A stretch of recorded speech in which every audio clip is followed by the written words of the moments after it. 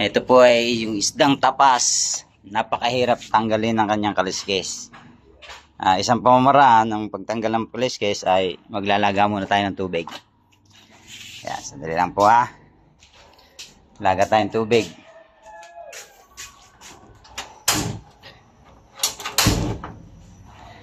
Ayan, laga muna tayong tubig. Kailangan hindi masyadong kulo, mainit lang.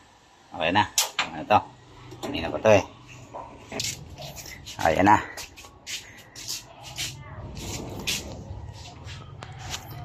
Medyo mainit lang.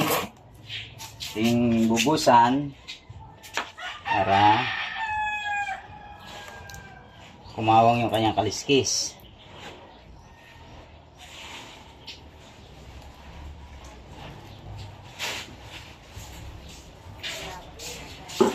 Lang. Ito ang magandang paraan para matanggal agad yung kaliskis. Ayan, ito mo ha.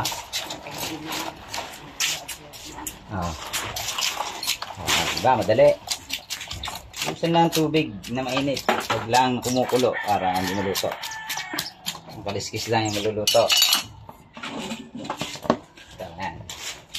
Medyo hilaw pa yung isa eh. Yung kabila. Yan, ganyan lang.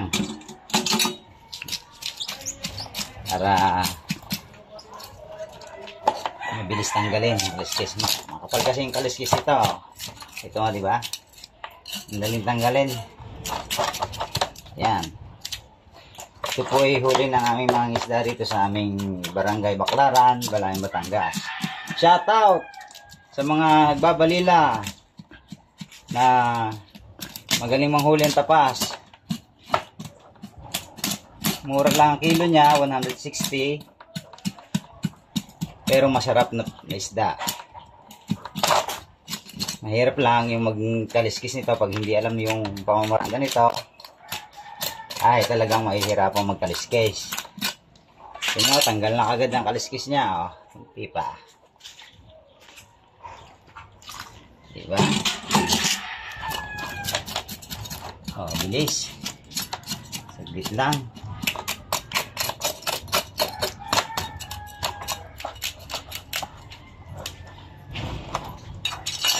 Ayan, ayan naman. Ingat po kayo dahil baka mabalian yung kamay nyo. Eh, susugatan ho ang kamay nyo. Kaya, konting ingat lang sa patanggal ng pagbubuhos ng tubig. Diba? Very easy. Basic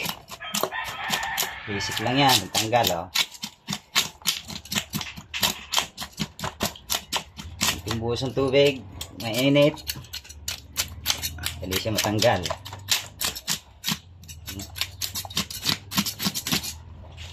Hindi sa mga isdang bahura, ganun din ang magandang gawin.